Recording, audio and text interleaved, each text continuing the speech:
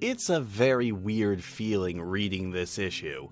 This is the issue that led me to realize just how non-Sonic this series feels. I mean, in some ways that's to be expected. This is a separate series from the main Sonic comics starring Knuckles, but at the same time, this issue shows just how different Ken's storytelling was from the main book when he was allowed to cut loose from it.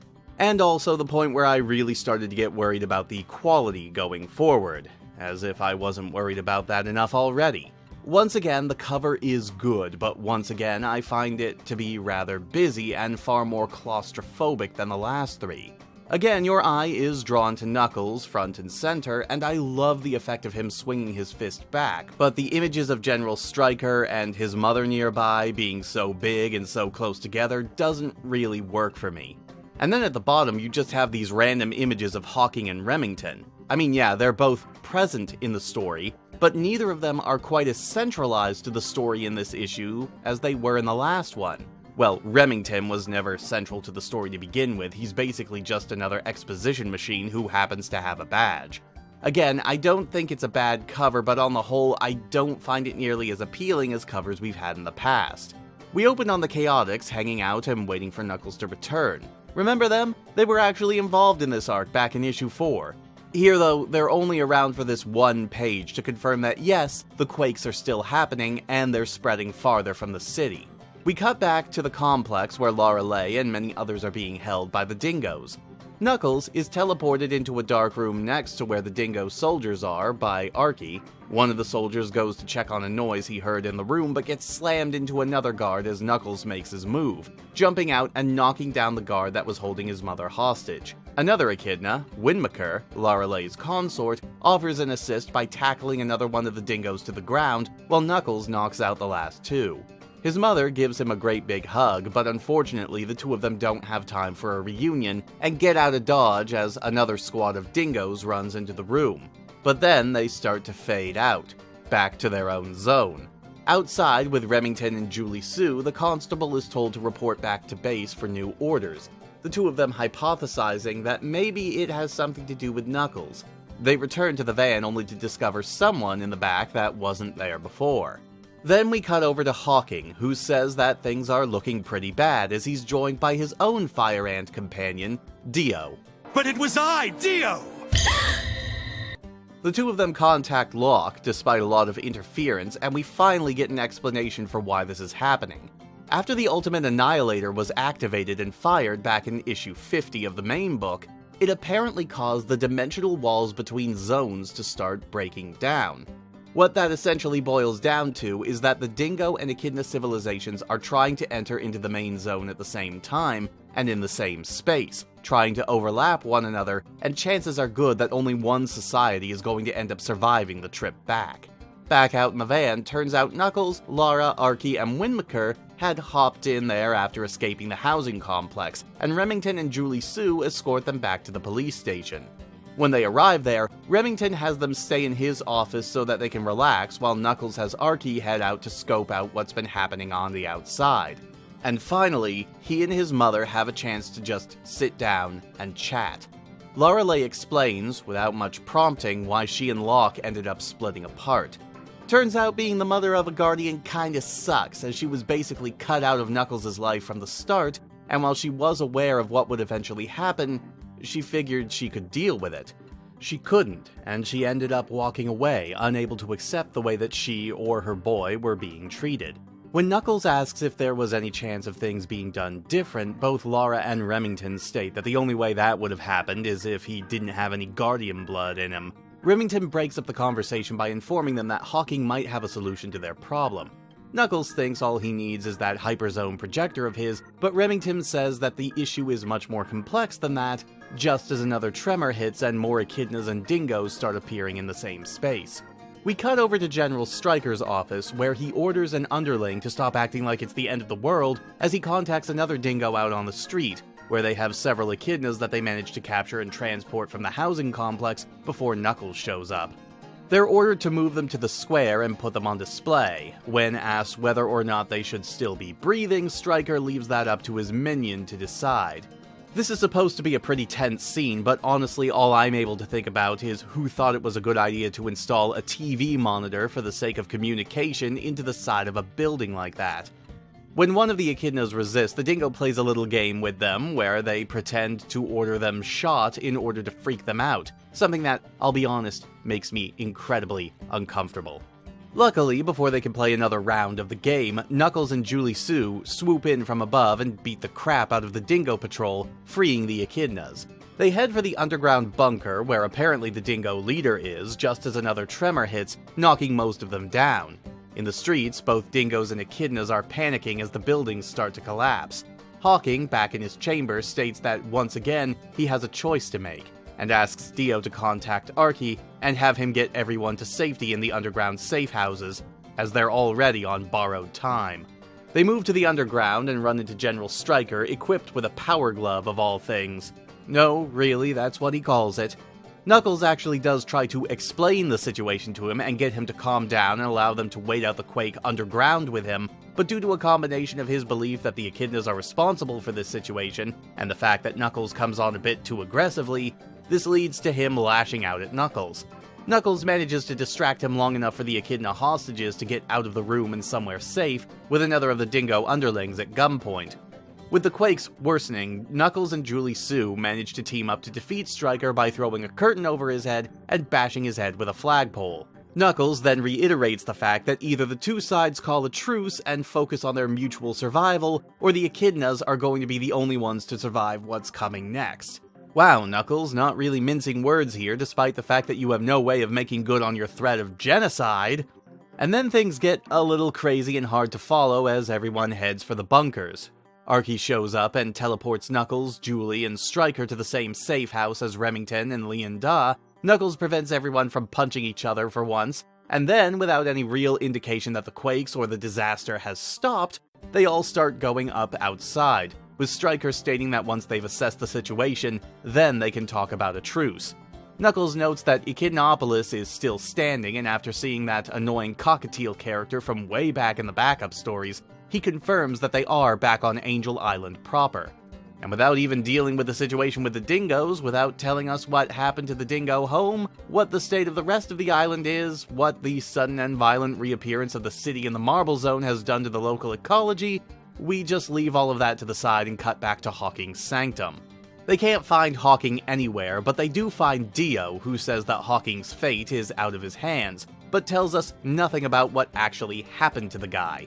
While we did see him activate the projector, we got no indication as to what actually happened. Dio once again states that Knuckles is quite special, and gives him something that Hawking was saving for someone special. And so, once again denied any sort of closure, Knuckles takes up Hawking's old hat and puts it on, just in time for him to go off to an anime adaptation. Huh? My hand's on fire! Help! Oh boy, this issue. I played good cop with the last two issues. They were mildly interesting and looked to finally be starting to answer some burning questions that had been floating around since this whole saga began, but nope. Things happened, but again, it was a lot of exposition, and the rug was pretty much yanked out from under our feet at the end, preventing us from getting any real resolution to anything. The finale feels rushed, is what I'm saying. And again, it feels like this was an arc that was more for setup and exposition rather than telling its own story. It sets up the dingoes and it sets up Echidnopolis and starts to introduce us to the larger extended cast that would be showing up throughout the book regularly. But the problem is, we already had a setup arc before that set up a major antagonistic force already with the Dark Legion, but rather than build upon them and introduce Julie Sue in another arc concerning them, which would have made more sense, and would have given Julie a chance to address her complications with wanting to stay with the Legions versus being with Knuckles due to that troubling element that I mentioned back in issue 4. That would have given her a chance to shine, and give us a chance to learn about her, rather than her basically just becoming another body in the crowd here in this arc. The dingoes are also troubling as well, as essentially a giant villain race. The comic tries to cover it up by saying that they're just warlike, but the whole game scene suggests a level of unnecessary cruelty that seems to be present throughout most of their race, though at least their leader seems like a more honorable sort. Bias as hell, but General Stryker does not seem like the sort to use underhanded tactics. We'll see how long that lasts, of course. And this is also a perfect arc to point out another massive problem with Ken's writing style. I've talked about how dialogue and exposition heavy he tends to make his stories, but another big problem? Loads and loads of characters piled on one after the other. Ken's method of moving the plot forward is almost always to introduce a new character, often with no real staying power or even an impressive gimmick, so after their introductory arc, they're often just there. In this arc alone, we have been introduced to Remington, Julie Sue, General Stryker, Lara Leigh, Winmaker, Dio, and Hawking, and that's not counting the several other minor characters who were given names just for background flavor. Now, some of these characters wouldn't really amount to much, others are main characters integral to the plot of the book going forward, but here and now, none of them are memorable. Even Hawking, who I praised in the last issue for at least making a good first impression, totally loses any sort of personality he had by basically just becoming an older version of Locke. Julie Sue has done almost nothing to really set herself apart here. General Stryker, ironically, is the only character that actually shows a bit of dimension to himself, as he blindly hates the Echidnas, but that hatred and paranoia stems mostly from his want to protect his own people. Doesn't excuse the cruelty of his underlings, though, especially since he's not even really a villain here. Well, an antagonist, sure, but not really a villain given the circumstances. He might just be as boring an antagonist as Kragok from the last arc, though at least Kragok was insanely evil for the sake of being evil, regardless of what he said about his own situation. And not to put too fine a point on all of this, but let's compare this cavalcade of characters to the recent run in the IDW comics, specifically the introduction of the two breakout characters in the series so far, Tangle the Lemur and Whisper the Wolf. In the Archie Knuckles series, all these new characters were introduced over the course of 3 issues. None of them managed to make much of an impression, and none of them have a strong enough personality to really stand on their own. Again, this is something that would be rectified much later on in the comics run, but here, in this introduction, it leaves me wondering what's so special or important about these characters, other than when characters insist that they are special or important. Tangle and Whisper, on the other hand, each of them were introduced in a single issue, each one as part of a greater arc. Tangle teamed up with Blaze and Sonic in issue 4, and Whisper assisted Silver and Sonic in issue 8. And despite only being around for 1 issue, both of them left very strong impressions that led to them becoming fast fan favorites. Look at the dialogue and expressions for Tangle in her introduction. She immediately makes a strong showing with a snarky, upbeat attitude, and also a lack of personal well-being if some of her actions are any indication, though she takes it in stride. Also, she's a Blaze fangirl, which makes her okay by me. Whisper, living up to her namesake, doesn't even talk that much, and when she does, it's in a low voice and usually only a couple of words at a time. She's shy, quiet, antisocial, but we're given a hint that something's up with her when we see her get enraged at the sight of an Eggman symbol, to the point where Sonic has to calm her down before she destroys the terminal they're trying to use.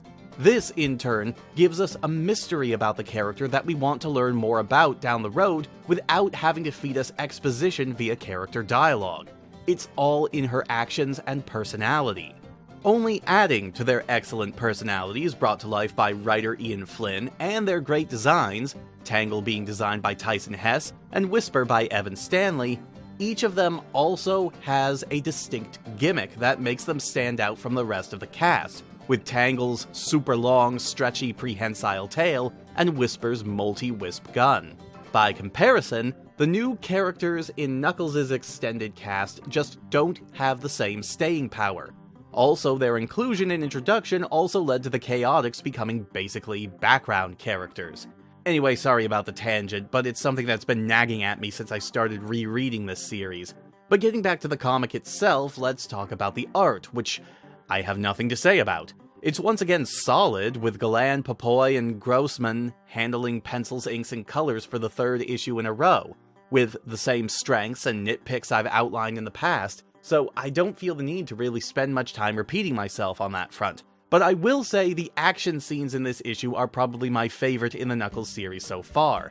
They're plentiful, they feel like they last just long enough, and there's a good variety of characters taking part in them. I do wonder how much of the confusing ending was the issue of the artists, though. It's sometimes hard to tell if that's a problem on the writer's direction or the artist's interpretation of that direction. So yeah, that was issue 6 of Knuckles, the issue that made me realize that this series is going to go to some very strange places that no one would have thought Knuckles would ever go to. But we're not going to dive into that hot mess for a while yet. Instead, let's go back and see how Sonic and friends are doing now that their longtime enemy is dead, as we get back into the main book with Sonic the Hedgehog issue 51. I'll see you all next time, everyone.